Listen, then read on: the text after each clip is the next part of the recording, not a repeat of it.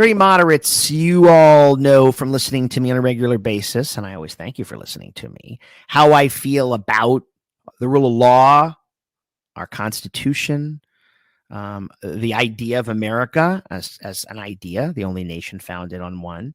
And crucial to that is this understanding that we have 10 amendments, or we have the first 10 amendments, which are known as the Bill of Rights. And we hear them bandied about a lot in our political discourse. We love the first, but we hate the second, or too many of us hate the second. Some of us love the fourth, and others of us think the 14th Amendment is invalid anyway. But certainly the Second Amendment, a bone of great contention for, I think, many people in politics today because of our gun epidemic, has proven to be radioactive, but also deadly and vital to our political makeup, but important in how we approach it. How activism happens, how change happens, and where it should happen. And often that happens behind the scenes. And our guest today is literally doing so much heavy lifting for this country behind the scenes. And in a country where our politics is all flash and dazzle, that may not seem exciting, but he is exciting. Matthew Littman joins me today. Matthew, before I let you jump in, Matthew was a speechwriter for Senator Joe Biden of Delaware. Which is awesome. He's got his own PR firm, and he is really, let's just say, making the twain that you never think will meet by bringing gun owners and gun reform advocates, gun control advocates together to try to do something and reconcile that with our constitutional Bill of Rights, our Second Amendment. Matthew, welcome to Dirty Moderate. Thanks for having me, Adam. So let's go back sort of to the beginning here. I feel like there's always a fatalistic, kind of pathetic way gun issues are covered, right? I mean, understandably, kids get shot in school and it's horrific, and the media thrives off that, of course. And not that they shouldn't be covering the tragedies, but boy, it becomes so grim, and the reportage becomes so hopeless. Yeah.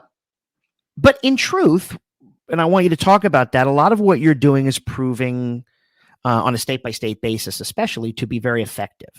Tell us why we should believe at the outset that we can make changes when it comes to gun violence.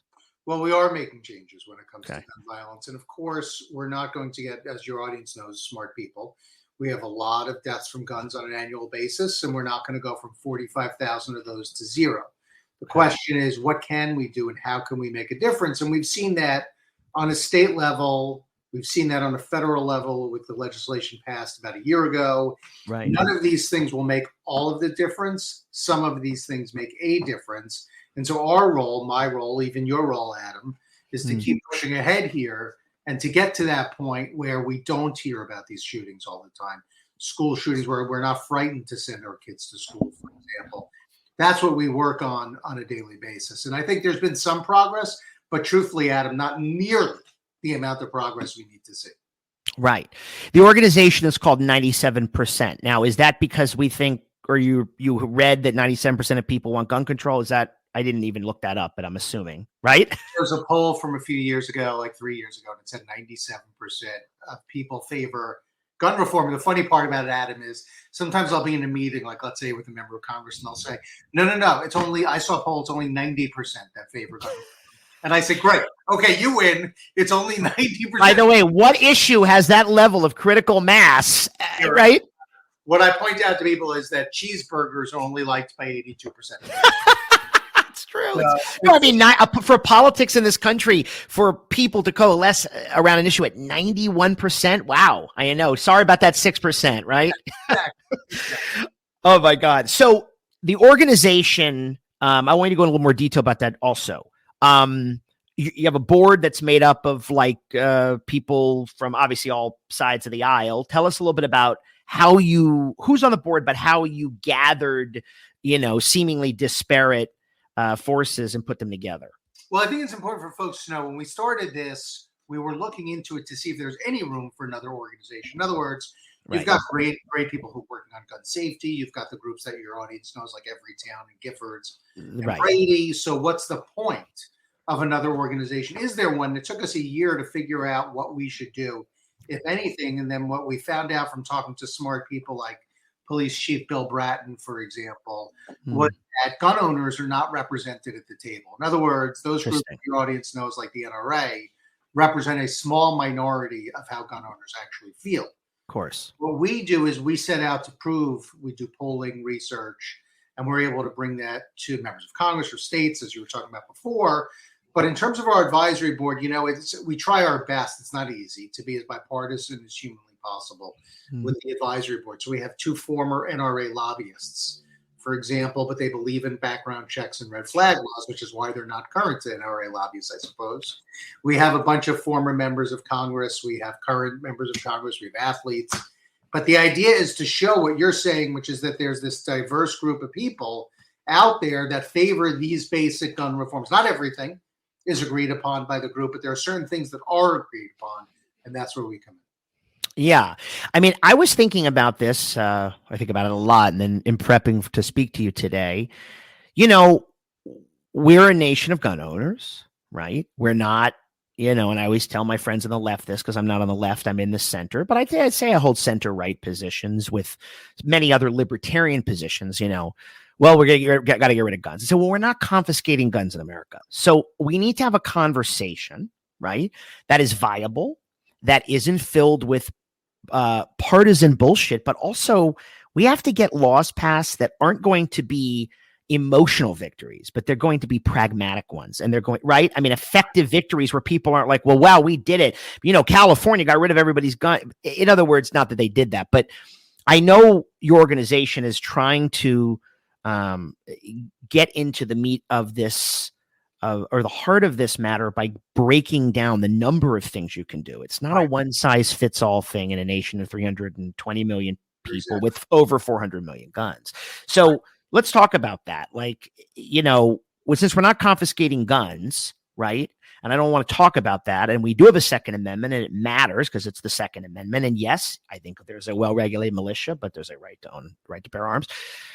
You know, the conversation has to begin from, we can be a nation of guns. And we were for up until about, I always use Columbine. I know maybe that's not the right marker, but for the first, 220 years, we weren't a country of mass shootings. Right. I mean, and we've been a nation of gun owners. It's etched into our frontier ethos, our DNA. Right. So what say you about all these swirling, the way in which the debate tends to obfuscate more than elucidate? I totally agree with you. People they do unfortunately talk about, let's get rid of all the guns. Well, obviously that is not happening. There are 400 million guns in the country. Right. So what are you going to do so that people are safer with the amount of guns that they have? Because we're not going to be confiscating guns. Right. And that it takes something to get some people to even acknowledge that part of it, Adam. That's sometimes not such an easy thing to do, but it's not reality. And the other thing is that you find, unfortunately, with a lot of elected officials, for example, is that they're focused on things that have no chance of passing. It's not just that they're not going to be effective, it's that they're not passing. Right. So you're working on something that will be neither effective nor is going to pass. Let's try to figure out what people will support that will be effective and pass. And so we work on, that's where we come in. And I do, I'm a Democrat, but as you know, because I was a speechwriter for Biden. Yeah. But I do come in and I say to some of these members of Congress, something that they're, when they're talking about something, I say, well, that's not passing. So here's something that can be effective that will save lives. Work on this instead of that. And what we get into, Adam, on both sides of the aisle very often is that guns are used as a messaging issue sometimes. Not necessarily for what's going to work, but to message to your own supporters as to how you feel. And our focus is not that. Our focus is what can actually work, what can be effective. And so to my liberal friends, they'll get mad at some of the things that we say, even about gun storage. If I say, Adam, to some people that we work on gun storage and have a device, we invested in a company that it's a smart storage, smart safe. It looks like a holster. I can sometimes get silence because I'm saying to people that it's okay to own a gun. Well, you've said it all, Adam, which is that we have the Second Amendment in this country. How do we keep people safer? A way to keep people safer is to lock up your gun to choose to do that, right? So That's something that prevents stolen guns. But there are all these types of things. There are a bunch of them. The other thing, Adam, I would say is we don't go into a meeting with 85 items on the agenda. Right. We go into a meeting and we have 3 items on the agenda, and this is it. And you could choose to do it, or you could choose not to do it. But this will have the support of everybody. Oh, right? yeah. That's what we tell people. So is it, I mean, this I hear all the time, and I think I may have even heard it from you, but we hear about how the majority of gun owners, or about 80%, which is certainly well over the majority of gun owners, think that, universal background checks, which I think seems to be like a really good starting point for this conversation, support that. I certainly do. Just for the record, I am a big supporter of effective gun control. I'm not a gun nut by any way. I actually currently don't own a gun, but I will be owning a gun. So this interests me, but I'm not coming at you because I have 17 rifles in my cabinet or locked up somewhere. One thing when I talk to gun owners that I think is kind of a nuance is I think when people hear that there will be strong federal laws, right? Obviously there's state by state gun cultures. If you live in Montana, I always say to my friends, and you're in the middle of nowhere and you're 30 minutes from a police department and there's bears or something, you have to understand why people have weapons. It's not. These are not school shooters. These are people who hunt, and I'm telling these people living in the middle of New York City. I said, yeah, but not everybody lives in New York City. I don't know why you don't know this, right? And not everybody lives in LA like we live. So, is there a state by state approach to background checks that we think might be at least as effective or more than a federal or universal system? I mean, because people get skeptical of not what government can do, but how government will muck it up. Well, so the federal background check system, which is the one that we often talk about when we talk about universal background checks, even if it's implemented for all types of gun sales, right, is not a super effective system. Okay, how come? Because they don't have all the information that you really need to do an effective background check. Mm-hmm. Right. So, for example, we've done a lot of research on this with a person at Tufts University. If you do state gun background checks and state permitting, you're going to get a much more extensive background check. And what we say to people is if you do that, state permitting and state background checks, then a guy like you, Adam, if you bought a gun and this week, and then as you were saying about your 17 rifles, which I can't see the whole studio behind you, but I assume they're on the floor, the 17 rifles, you would not need to get a background check the next week for your next gun purchase. In other words, you've passed this extensive background check. That should be good for several years. You don't need to do that every time. But the difference is the state background check is more effective than the federal background check. There are, I think, only 2 states that do that right now, that state background check. And it's proven to be very effective. So it is supported by gun owners to do that as well. And we favor it. You're also talking about this idea of a sort of, the federal government having information, all that. Just to be clear, that's a small 84% of gun owners favor background checks. 80% of gun owners favor a state permitting system. Mm-hmm. So it's that minority, but that minority is super loud and very effective at organizing and making themselves heard. And something else, Adam, that may be of interest to your audience is, the NRA isn't having its best day, right? No. They've been really knocked around over the last few years, but there are groups that are to the right of the NRA. Who are they? The Gun Owners of America, for example. Oh, right. They're an extremely effective lobbying group. They're not as big as the NRA, but they're very effective.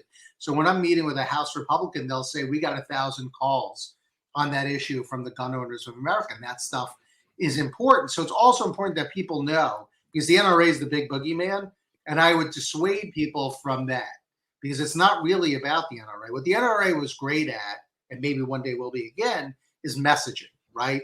A good guy with a gun could stop a bad guy with a gun. That's the NRA, right? But now there are other groups coming up that are doing something similar and even to the right. And they represent a minority. And our role is to represent the majority in these cases. Right. I mean, it is true.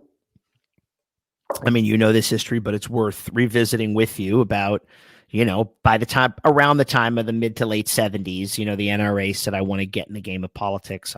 There's power in this. And they went from being hey, here's how you properly and safely use a gun, and we mail something to your house, and they have training courses, to being, a sort of fire breathing arm of the right, and tying these sort of abstract notions, broad notions of freedom and liberty to gun ownership and self-defense, and then turning that into a huge divisive issue. And their determination to prevent meaningful gun reform, correct me if I'm wrong, coincided with this proliferation of just guns in the country, to where there are more guns than people. And it became the perfect storm, right? Where Congress is inactive and does nothing and does less and less. And certainly really ever since the assault weapons ban, and I want to talk to you about that, expired in 2004, it seems like we've just had very little, not the state level, but we've had very little federal activity. Is that right? Absolutely.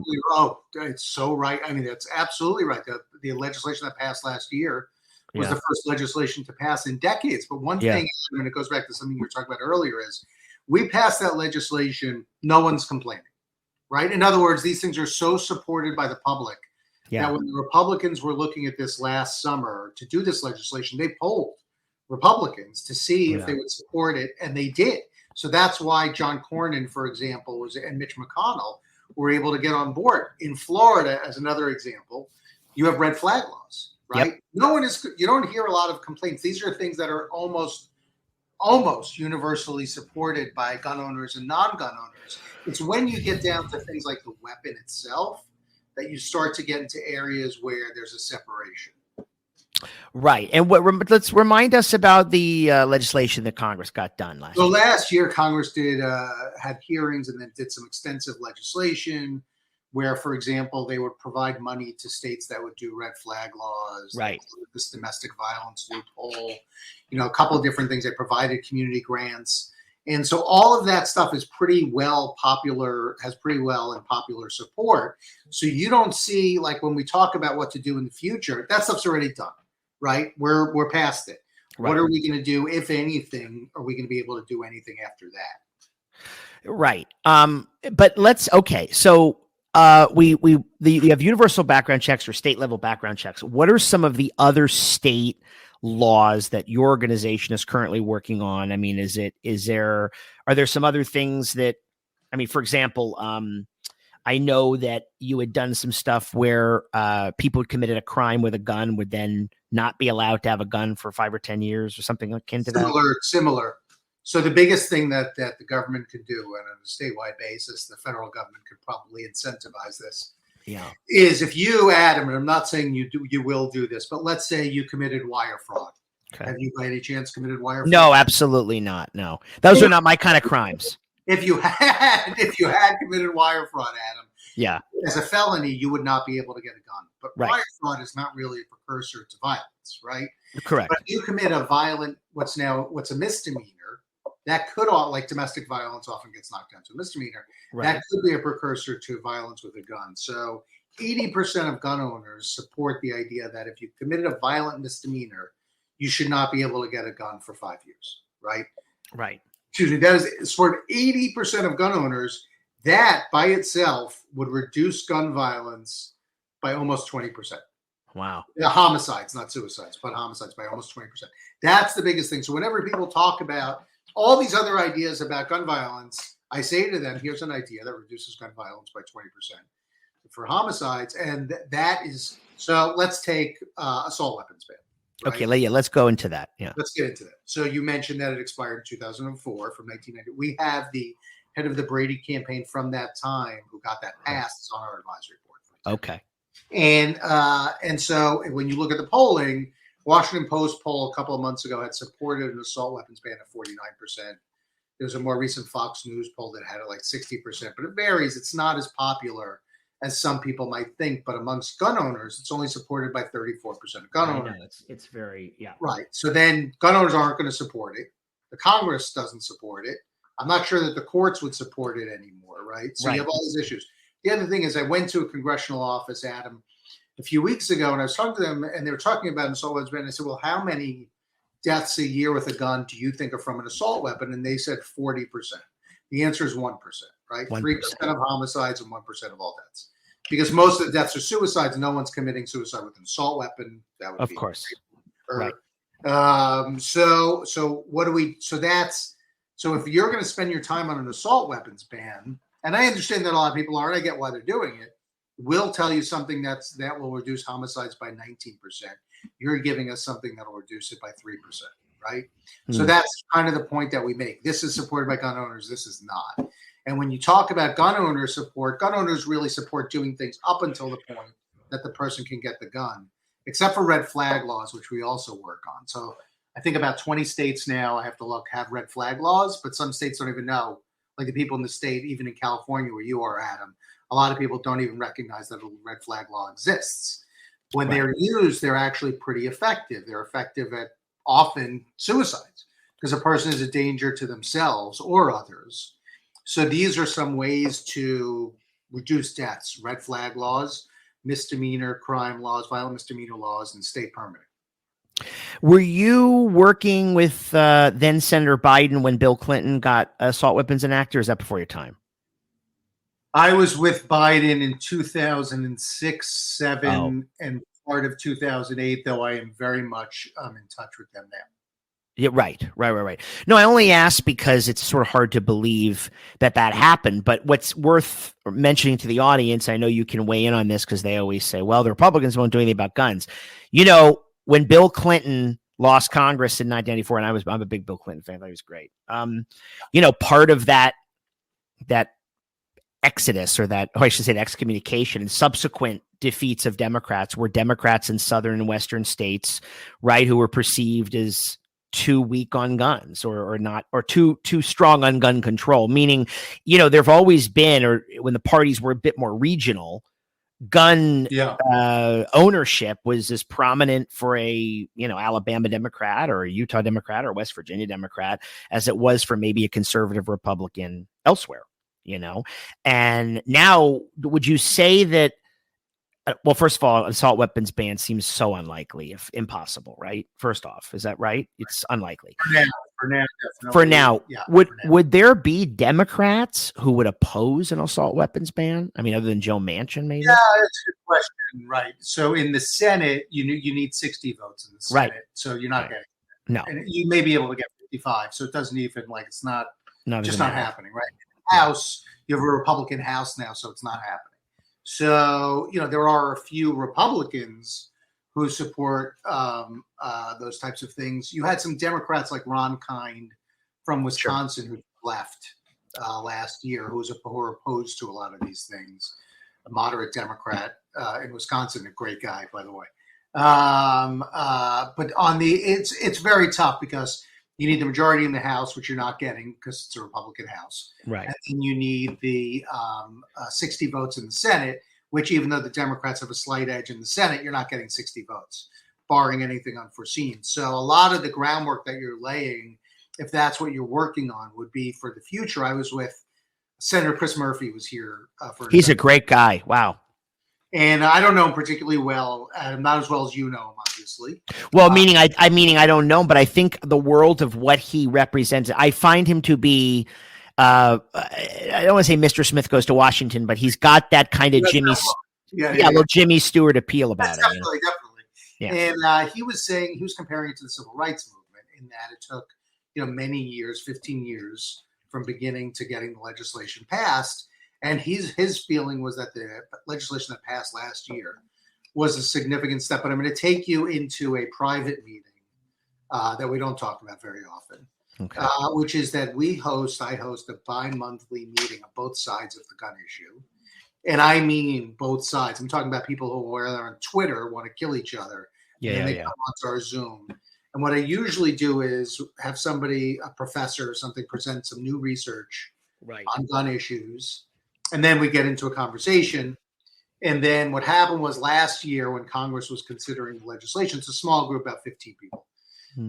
Somebody from that group said, let's have an emergency meeting of our group and see if there's anything we agree upon. So that happened. And then we are able to talk for an hour and find out that, for example, on mental health, in a mental health exam, we agree. and then we're able to present that to the Senate negotiators. They know I'm not presenting the names of the people who agree upon that, but I say to them, this is where both sides are, and you won't get a hard time if this is the kind of thing that. Yeah, so it's left and right, and we get everybody together. And part of it, Adam, is this whole idea of like what you do, basically, which is that people can talk to each other. Yeah. And you don't have to scream at the person that you're talking to, and it's okay to disagree.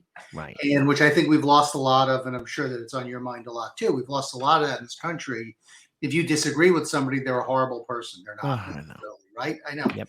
And so we try to do a lot of that. And, listen, we had a conference, Adam, an annual conference, and we had, for example, on a panel, Fred Gutenberg, whose daughter died at Parkland, who's on TV a lot. Fred's a great guy. And Amy Swearer from the Heritage Foundation, and she testifies on Capitol Hill a lot. She's super smart. They couldn't disagree more on this issue. We put them together for about an hour, and it's not to say that there's some great kumbaya moments, but you find that people want to reduce deaths in this country, right? Right, that's the idea. And we may agree on some things, we may disagree on them. But let's start with the premise that we want to solve this problem and try to work from there. And so figuring out what the most divisive things to do, I understand that helps move the conversation on the left and the right. But it's really for us about figuring out those practical things to do. And that's why we do that. Yeah. I mean, and in the what I wanted to build on that by saying, I think that everything you do probably is so effective behind the scenes or as a result of those Zooms and so forth, because this from going on TV, but every single thing now gets reduced to, in our reductive, hyperpolarized media culture. I don't know this necessarily reflects America, but reflects the way we narrate, the way we tell the story, gets into a bad faith argument. Right. They're Republican, they want guns in school, my kids are dying and fuck them. Or they're, far left, they want to seize my gun, we shouldn't be able to protect ourselves, and my old mother is going to get murdered. It's, as we have to live in this climate. So I find it very, very difficult to hear good faith arguments really on any of the news channels, because they're just not, other cable news, they're not sober enough. There's a premise. You know what I mean? And there's an agenda. I can only imagine when you vouch for a gun owner among people in a certain group, how you must be viewed as, are you suspicious? Because I get, as a dirty moderate who votes blue because we're fighting against authoritarianism, not because I'm necessarily a Democrat, because I'm not, I'm viewed with suspicion by the left as to who am I really secretly a Ronald Reagan conservative in hiding, or, as if I'm a member of the SS Waffen or something. It's very interesting because with cable news, it's designed for an argument, right? Right, of course. Really, like if I said to the average voter, how many people do you think how many gun owners do you think favor universal background checks? They're not going to say 84%. No. They're probably going to say, 35% or maybe right. that. But cable news is designed to have what they would say are both sides. So even if 84% of gun owners favor something, then they're looking for that 16% that does not. Right. Debate against the 97% of the country that does, which makes it seem like it's 50-50, but it isn't. Right. So, for example, just for my own mental health, Adam, I can't watch a lot of cable news. No, me neither. It is way too, the idea is to fight and cause trouble all the time. And it's not just gun issues, Adam. And I think you're referring to that too, which is that people agree on a lot of issues. Oh, but yeah. The idea for some people is to create controversy all the time. And I think, I'm going to criticize some folks directly. Sure. But you've seen this, you saw that CNN article in the Atlantic the other day. About Chris Licht, do you mean? Yeah. And it's fascinating because it shows you how wrong these things can go. Oh, sure. Cable networks. And listen, Adam, I've done almost every show on Fox, not in the last week. I did. That's what I only did Fox. That's what I did. Right. So I did too. Same as you. I follow you. What you do, I do. Yeah. And I was doing shows, and I would do a show. And then as I was done, the microphone comes off. The person starts talking about you in a mean way, and you can't respond because you've already walked off the set, right? Or whatever it is. So, so it's that stuff. I'm not a big fan. When I do those shows on BBC or CNN, they're news. right? We're not in a back and forth debate. No. We're talking about news. I always say I'm like the Grim Reaper coming on, because if I'm coming on, something terrible has just happened, right? So, but I'm getting into long conversation, an actual.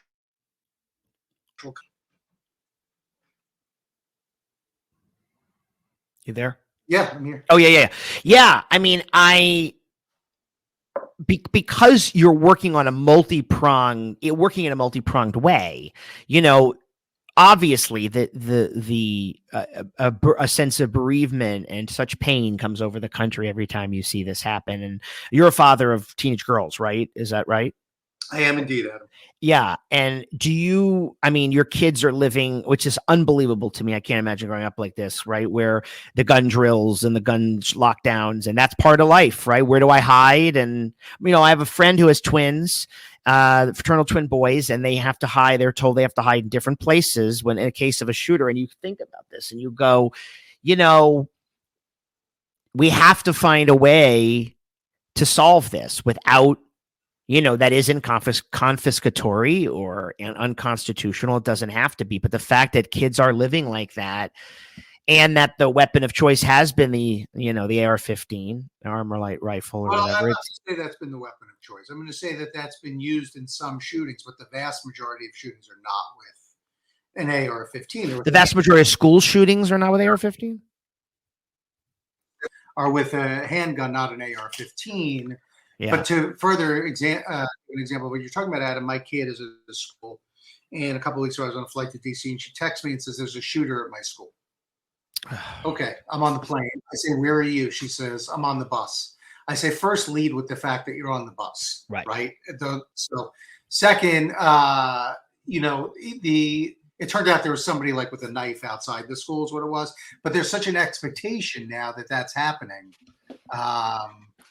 That's become such a issue as well, is that the kids expect this to be happening at their schools now. Right. And your kids' generation, right? I mean, they must feel, we've got to have gun control, right? We got to have strict gun control. Obviously these are just your kids, but the generation that's in the schools now, I live in a bubble. Right, I'm in Los Angeles. I lived in New York. I lived in DC. You lived in South Florida. I've never lived outside of the bubble. Right. So in those areas that we're in, the kids are. One of my concerns is the mental health of the kids who see all these problems that seem intractable. The gun thing is the biggest thing, which I think is motivating. Is going to be motivating a lot of voters next year. But there's also, there's a lot of doom about climate. There's doom about war in Europe. How do you keep these kids from being depressed when they hear about this stuff every day in their schools is an issue. Yeah, no, it is. What's back to the assault weapon thing for a sec, or the AR-15. Say that one more time. The majority. Give me. Let me ask you a different way. What percentage, or do you know, of school shooting or mass shootings? Not to be school, but school or mass shootings. Do they use? You don't remember? Yeah. I can only tell you that of the 26,000.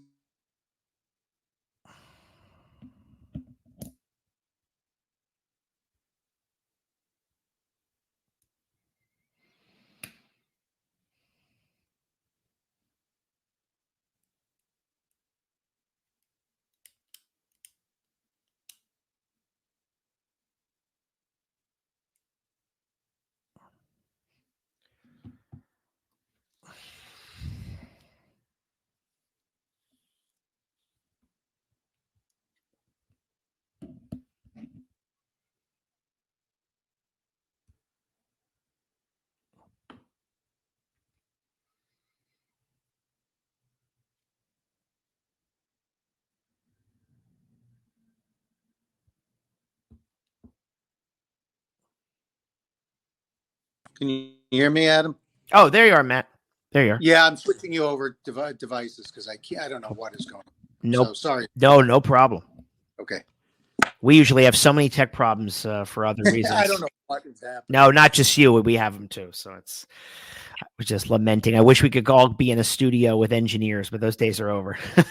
Right. Right. So let's do it this way, and this should be fine. Okay, perfect. Sound much better. You weren't sure what percentage of mass shootings involve an AR-15, I but could look it up. but But you it's 20,000 suicides, 26,000 suicides, 20,000 homicides. So of those homicides, of those 20,000, 3% in total are with an assault weapon. Now, I know the number has grown in the last couple of years, but of those 20,000, 3%, so it's about, if I'm adding that correctly, about 600 or so have been with an assault weapon. I think one of the more disheartening things I've seen, and I think this is why your fight is so important, and I know you can combat it, but I think I recently read it might be 12 or 13 states, they're all red states, sadly, have moved away from any appreciable gun safety legislation, to permitless carry and all this stuff. And I mean, isn't that, the majority of gun owners can't be happy with that. Or maybe they are. Agree. There's more legislation that's been passed in the last couple of years that allow guns in more places than what we would call gun control legislation in the state level. So you're right. And gun owners are not in favor of things like permitless carry, that sort of thing. There is no popular support for that. A lot of this, though, is like if you're watching the Republican candidates in the getting ready to run for president, sure, they're going to the right on gun issues because that's where they find in the Republican Party there's a lot of the passion, and so you're seeing it go in some ways in the other direction. The other thing, Adam, which we haven't touched on yet, is that the courts have moved to the right against the will of the American people, and are now using a test as to whether or not a law on guns would have been passed in the 17 or 1800s to determine whether or not it should be law now. So this is a very different sort of space that we're in. And people, I think, are not fully aware yet of the fact that it's very difficult to pass any laws right now that'll get through the courts. They're taking back a lot of this stuff. So in every state in the country, because that's what the Supreme Court has been deciding. In other words, on domestic violence wasn't against the law in the 17 or 1800s, right? So now the Fifth Circuit just said very recently, a few months ago, that a domestic violence order is not enough for somebody to have their gun taken away because it wasn't a law in the 17 or 1800s. People need to sort of understand what's going on there as well. Right. Well, I remember, famously, it was always cited as, the individual right to own a handgun, the 2008 Heller case. Correct. But in that opinion, right, even conservative, or you argue super conservative jurist, the late Antonin Scalia, said that does not mean that no gun regulation or some kind of gun safety regulation is illegal, right? You know what I mean? And in other words, just because you own a handgun doesn't mean that you have an unlimited right to own any gun at any time. It seems that last year's decision in New York, terms, the Supreme Court's decision, sort of not requiring a concealed carry permit, was that the foundation of it? The Bruin case you're referring to. Bruin case, seemed to open up.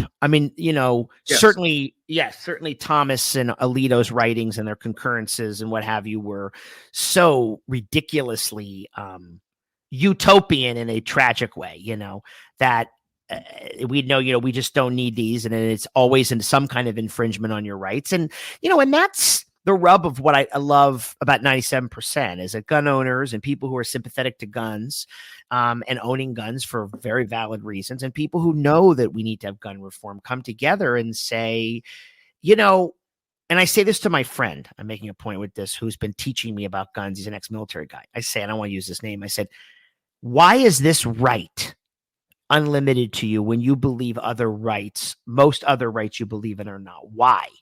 Why can't you understand on the most simple level? And I'm a First Amendment absolutist, for example, that you can't yell fire in a crowded theater. That's just what you can't do. I'm okay with that. I think there's been terrible, some legal and many cultural restrictions on speech in the last 10 years, which are horrible. I think we have to air out all the bad stuff. Constitutional right to hate speech. People don't like it. Too bad. We have to listen to this stuff. It's who we are. But why are they're allowed a minority of gun owners, or maybe it isn't a minority, who just see everything's a slippery slope argument. Yeah. Everything's a bad faith deal. Yeah. And any infringement on any gun of any kind suddenly makes them defenseless. It's just that to me is not That to me is the rub of, I think, what I call this kind of ideological sickness. Yeah, no, it's very interesting because we've proven over and over again, and we're about to do it now, Adam. We just brought in Kristen Soltis Anderson, who's on CNN. CNN, right? I remember her. She was a Democratic strategist, right? Republican strategist, right. And Jeff Guerin, who's a Democrat, are now doing our new polling of gun owners that starts very soon and will be released in the fall or in September. We know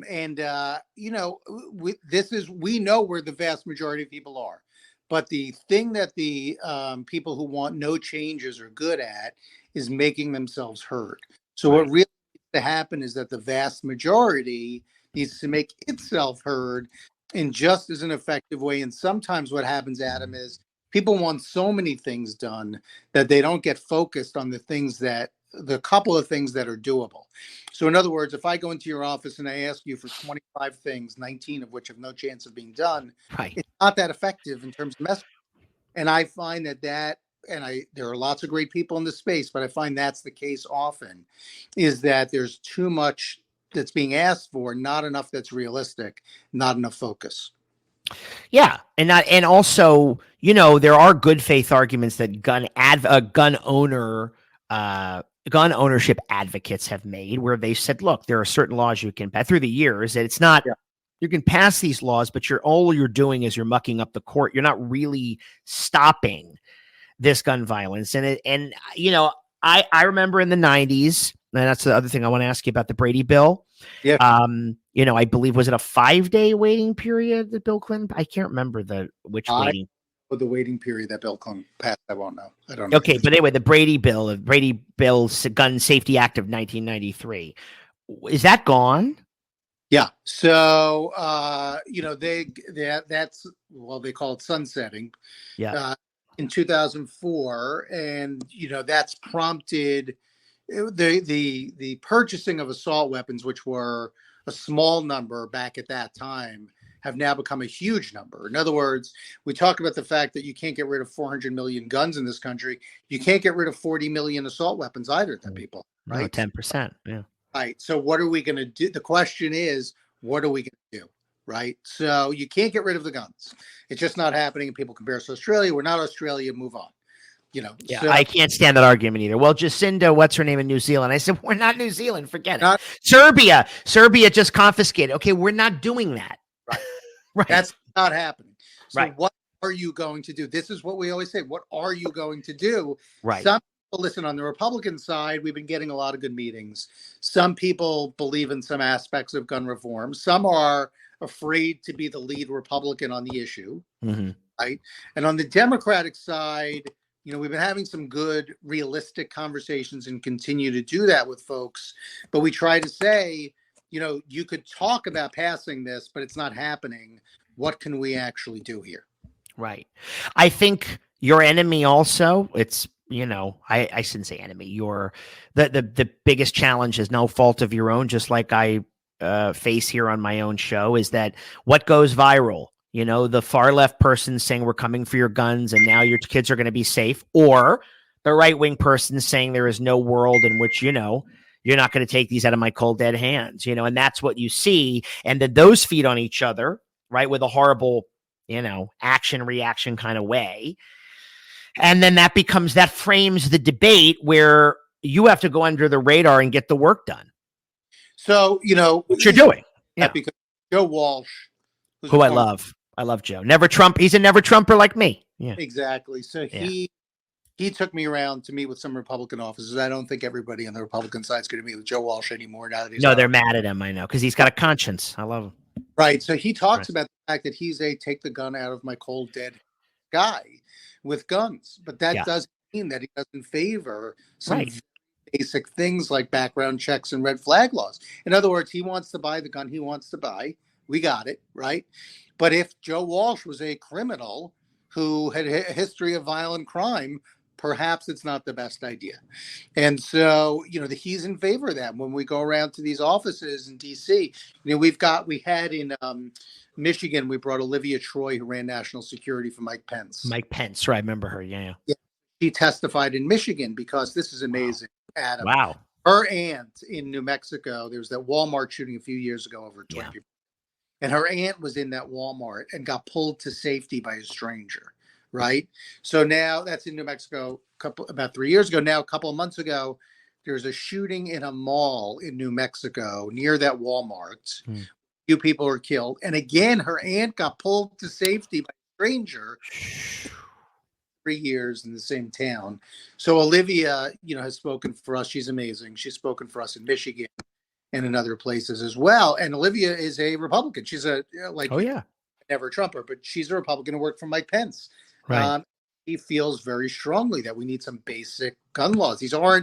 They sound, to some people, they're controversial, but in terms of their popularity, they're not. Right. So the political slogan is vote like your aunt who nearly got shot twice. They say like vote like, please don't vote against my humanity. You know what I mean? Right. No, but interestingly, and this is our politics always been this way. It's a sad state of affairs that she had. I'm glad Olivia's there, but you can watch unnecessary gun violence. It has no effect on you and it should still hit home, listen, whatever it takes. Right? Whatever. Everybody now, Adam, because even we went to see the Spider-Verse movie last night. How is it? It's very good. I love that first one. That was great. Yeah. It's good. You should go see it. But you're sitting there and you're looking at the people who walk up and down the aisle and you're looking to see where the exit is. And of course, talk to people who have not been victims of gun violence and they'll say they don't even go to the supermarket anymore after what happened in Buffalo, or they don't go to the mall, or they won't let their kids go to the mall. And I think everybody is being very affected by this. And I think what you might see next year is that Republican women are starting to talk about it as the biggest issue for them. Okay. So I was going to say let's talk about 2024. I think this is going to be the biggest election of our lifetime. And we've heard that every election cycle now for 20 years, but it actually, because the Senate map is so unfavorable to Democrats, although the Democrats look like they could win the House back. I really, really, really, really, I voted for Joe Biden and I'm voting for him again. There's no question I'm voting for him. But I do have legitimate concerns that his reelect is a cakewalk. I'm not so sure. Well, no one is saying that. Let me just. The fundamentals favor. Listen, the fundamentals. There are enough people in this country. Okay, I'm not one of them. Okay, because this isn't. If you told me you were having Chris Sununu or Phil Scott or Larry Hogan, yeah, maybe. But we don't have those options. Maybe right. I say. Right. There are enough people who are willing to give a Republican president a chance. Will it be Trump? I don't know, but there are just enough people who are dissatisfied. However, what I believe though is the Republican attack on democracy is so extreme, the abortion stuff is so extreme. Would you say that what I call the Lincoln Project vote, this sort of women for gun reform now is part of the suburban moderate, the old McCain-Romney vote, is probably going to go blue the way I'm going to go blue because these social issues are so out of control? Yeah, so first of all, I'm not objective because I worked for Biden in the past. I like Joe. I've always liked him. I'm not saying just because I'm voting for him. I just, no. I'm just saying that I might be more inclined to speak favorably, but I am super impressed by some of the things that have been able to be done, especially after the last 4 years. Oh, yeah. I find myself, I'm on the moderate to liberal side. Yeah. So and I always say, I don't know everything. You don't, maybe you know, you're a super smart guy, but I don't. Oh, no, I don't. I'm just suggesting that I don't, it's very, as you know, politics is like a day in politics, like a light year, as I was taught a lot. So we don't know, I don't, I see a Ron DeSantis, for example, as inept, vengeful, petty, and small. I don't know, though, if he ends up being the nominee. I don't think he will be, but if he ends up being the nominee at 44 years old next to an older Joe Biden, he could be appealing. I don't know. I totally agree. And so what I mean by that is what I'm saying is that I don't know that I'm right on every issue, right? I don't know. And, even though I consider myself a moderate to liberal Democrat, I could be wrong on some of the things. So I want to hear from other people. And when it comes to the campaign, listen, there's no doubt Joe Biden is not 45 years old or 44 years old. He's not a young guy. He's got to run on his track record of how this government has worked and how it can work again. Those social issues that you're talking about, the Republicans are fighting on trans issues and book bans and things like that. I can't, these things are things where I am, Adam, that never come up, right? Does Of anybody course. you talking about, talking about book banning or No. any of this stuff? So, what people care about are, could they have a job? Does that job pay well? Are they Correct. going to be safe, right? Is Correct. it in their neighborhood? Yep. These are the things. So if I'm the Biden campaign, this is what I do, Adam. This is free advice, Adam. How much do you think I should charge for this? A lot. I think you should charge them a lot. He's your ex-boss. And here's the thing. Democracy's on the line. We got to get him reelected. So That's right.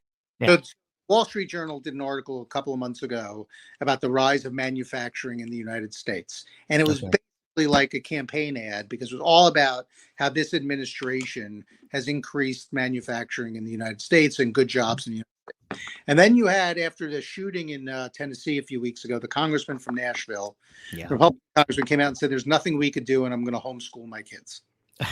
Right? And that's it. I would just put those two things up against each other in an ad every day for a year and a half. And that's all you need to say. I mean, Joe Biden's old, but I would say, Joe Biden's old, but if he was 300 years old with his track record, I wouldn't care. I know. He's a very effective job. Very. United States, and there's no drama. We don't have daily drama, and who needs that? Who needs it? Well, and I think the interesting thing, and this is like a Washington, this is a bureaucratic problem. It's a big government. I don't mean it in a like I'm not trying to cast aspersions or sound ideological. I said that the way we run our government, the debt ceiling crazy. We don't need a debt ceiling. It's not constitutional. It's nothing in the kind. We don't need this. We pass law. Joe Biden passes that great infrastructure bill, the semiconductor bill. Good thing. As you know, a lot of times you don't see the results of these for 5 years. That's the way the money gets allocated. So there's always, we're up against the reality of politics in a 24-hour political cycle. But legislation is what legislation does, and these things take time. So a lot of the achievements, which aren't quote unquote sexy, are terrific investments in America. Yeah. And you have the White House's ear, I take it, right, to some extent, ish. I would privately, I might say to some extent. Publicly on your podcast, I wouldn't say that. Okay, well that's fine. But I'm saying something for you, because I will tell you, I marveled at this, because when Barack Obama was heading into re-election, I was very concerned, because remember, the economy really hadn't recovered quite the way out of he says he did stave off a depression, but that's different when people still feel jobless. No different than inflation is down, but eggs are still up and things matter. You can't go into someone and say, hey, well, it used to be 9%. Now if people are still feeling the pinch. Yep. So the Democrats have to get in touch with that. But when Barack Obama ran, he just turned Mitt Romney, who I actually rather like, but I voted for Barack, into a plutocrat. He said he took all your Bain Capital jobs. He blew you guys out of the water. He said he's just going to just rape the country and pillage it. Boom, boom, boom. And he rode that bread and butter message to re-election. To your point about manufacturing, I would hope that Biden would do that. But the ace in the hole is guns, abortion, book banning, things that the voters have left the Republican Party in droves over, because this has become the monster devoured its creator. And again, I've had talks with I've never been a Republican, but it's like, you guys did this for years. You promised the pro-life, you promised the crazy, I'm not saying everything led to Trump. I don't know if that's exactly true, but I do think there are people who demagogue things and said, oh, don't worry about it, we're going to cut your taxes. But there's a point where, right, you fed them enough. The plant, Little Shop of Horrors, the plant eats you. Right. You gave Audrey too a lot of blood. At some point, your flower shop's destroyed. The vines are stroking you, and you're eaten alive. It's true. Yeah, no, it's been amazing what's happened over the last few years. We yearn for the days when it was a fight over lower taxes. Oh, it's great. Right now, it seems like. By the way, how about limited government? I actually am. I believe government has an important role to play. Where I'm not a Democrat, I don't have a utopian view of government being able to really transform your life. I think it's an important safety net. And I also think human nature is too rotten to socially engineer it, but that's another debate. But as a guy who believes that government should be smaller, the last thing people like me believe is that government, right, as we're trying to fight for it to be shrunk economically, should be this unlimited weaponized force against your enemies, right? Banning books and trans kids. I mean, this is like every single thing you guys are not supposed to be about, you now are about. Well, And that's outrageous. Yeah, when we talk to Democrats on messaging, it's about freedom, right? Like now the Republicans have become the anti-freedom party. Absolutely.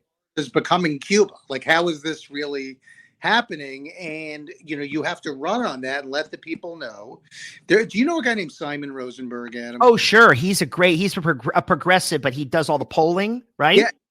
He shows polling. I thought he was a pollster too, but he's more of a. He got it right in 2022. Exactly. So sure. With New Democratic Network, not New Democrat, something like that. I've had a bunch of conversations with him lately. Yeah. And he provides all this, and they're factual information. I know. About the economy booming under Democrats and deficits lowering under Democrats. And all Absolutely. Stuff. And he's right. And yes. What I would say, the other thing I would say, though, to people when they're voting is you talked about Bill Clinton. And I think one of the things that people really liked about Bill Clinton was that he seemed like he was trying. That if there was a problem, he was up until 2 a.m. trying to solve it, which did not that he was getting everything right. No. Right. And that he was trying. And I'll give you a worse example, which was Rudy Giuliani when he was mayor of New York. I voted for him. Too. So Rudy Giuliani, New York was in the crapper when Rudy people thought it wasn't coming back. Rudy Giuliani and Bill Bratton, they tried. It didn't mean everything worked. No. But they tried. You got the idea that if any crime, this is in Rudy's first term before, Rudy started to go off the deep end. Yeah. But you got the idea that if there was a crime, Rudy was showing up. Right? Right. And so when you think about who you want to be president, the question that I would think you need to ask yourself is who's actually trying to solve the problems that the country has? Think about that. Yes. Oh, absolutely. I mean, listen, it's very difficult. Lindsey Graham is on tape saying it, and he doesn't like to see it. But if you don't like Joe Biden as a person, if you don't think he's a decent guy, and you work for him, maybe if Adam, I've had a lot of crazy speech writing experiences. No. Joe Biden was, I really, and one of the great. You could tell he's a real guy. Yeah, one of the great things about working for him though was that the people around him were all super nice. Like even family members, everybody was. Yeah. And I'm not part of the inner Biden family. No. I understand. But these are, the people were just so, that's what impressed me. I've worked for some good speechwriting folks when I was a speechwriter and some really horrible ones. He was one of the good ones. Listen, I in 2020, I told people, because I used to be a registered Democrat, I just prefer to be an independent. I was a very, frustrated Democrat. So I said, it's best for me to be independent. But of course, I backed him. But at the start of 2020, I said to everybody after the goddamn tragedy, after the apocalypse of 2016, I said, the only guy up there who can win is Joe Biden. And I said, let me tell you something. You better get behind this guy. That's it. Party's over. And this is when he hadn't even been in the bus. I said, he's the only one. Yeah. I said, and then shortly thereafter, Jonathan Capehart. Of course. Right? I used to do Chris Matthews on occasion with Jonathan. Oh, and Chris is a good friend of mine, actually. We've known each other for a lot of years. I love Chris. He didn't remember me from one time I was on the show to the next time, so I doubt he'd remember me now. No, I mean, but Capehart then ran a piece right after Biden got the nomination about his viability, and he called her. He has an Aunt Gloria, an older black woman, lives in North Carolina, and he wrote the thing. And Aunt Gloria said, "What?" And he said, "Aunt Gloria, why Biden? Why are you and so many in the black community and elsewhere voting for Joe Biden?" I said, "He's going to take an old white guy to beat no white guy." In other words, the pragmatism of. But I knew Joe, and I was like, God, I wish he'd run in 2016. But the point being is now he's the president. Very unserious challengers, obviously. Not that he should. Yeah. These are very unserious people. But the Republican side is going to be fascinating. And we'll see. But just to jump back, entertainment working group that works on lots of different causes and political stuff at a very high level of actors, writers, and producers. Somebody said there were more Academy Award winners on our Zooms than at the. So that group gets very involved in lots of different types of things. And when you say we'll see, what I would also say to people, because they're going to have a lot of anxiety over the next year and a half, the November election, is that the best thing for you to do is not watch TV all the time, but do something. There are times it doesn't cost anything. You can knock on doors. Sure. right? That will make you feel as if you have some sense of control and everything isn't spiraling around you. And it may be in your district or it may be out of your state if you can go out of your state. Things like that. Now, obviously, campaigns need money, that sort of stuff. But the number one thing you could do is get involved, not just screaming at the television or that sort of thing. No. Get involved, and if you get involved, you may make it through this. I was going to say, and this segues back and helps close us out. You talked about, you can get laws passed or legislation passed, and it's not going to solve every single problem, but it's going right. And I say this to my gun owner friends who were like, well, we want to stop these killings, but this is going to lead to, I said, no. Even Columbine happened during the assault weapons ban. But the bottom line is the stuff you're doing, law by law by law. And this goes for anything in our debate. Yep. I care. We at Dirty Moderate created democracy first, country first. And we've lost that. And my whole thing is anything. People say, well, Joe Biden did this, but I don't like this. I like that. I said, it doesn't. Why do you have to like every single thing the president does? Do you know how much stuff I didn't like, especially the second term Barack Obama did? It didn't matter. I still liked a lot of what he did, and I thought he was wrong. And this is the problem is that, this is what I say, Adam, to people. Yeah. The number one thing is what you're talking about, which is democracy, basically. Yeah. And that's what the country is founded on. Without that, we have nothing. Right. So what I say is when George Washington was crossing the Delaware, I turned around in the boat to ask people where they were on tax cuts. The war. Well, and you know what? And to jump off that, Washington didn't lead a young, nascent group of colonists against Britain, thinking, well, we're not going to have any casualties. We're not going to get independence from a mad king across the pond because we are going to lose lives. No, I mean, there are costs to everything, and there are imperfections. And I think accepting those imperfections it's very hard in a politics that promises the fantasy of, if this doesn't happen today, it's bad, or perfection, which doesn't exist, and that's been harmful. It's always harder, I argue, for the Democrats, because the Democrats don't offer, screw that, get a job, you're poor. Oh, yep, you had enough of that. Pride's ruining our kids. I fuck them, No, Democrats are like, well, let's break down the information and you work off data. And I think with an emotional issue like guns, some people on the left too don't want to hear it because they're just mad at anyone owns a gun.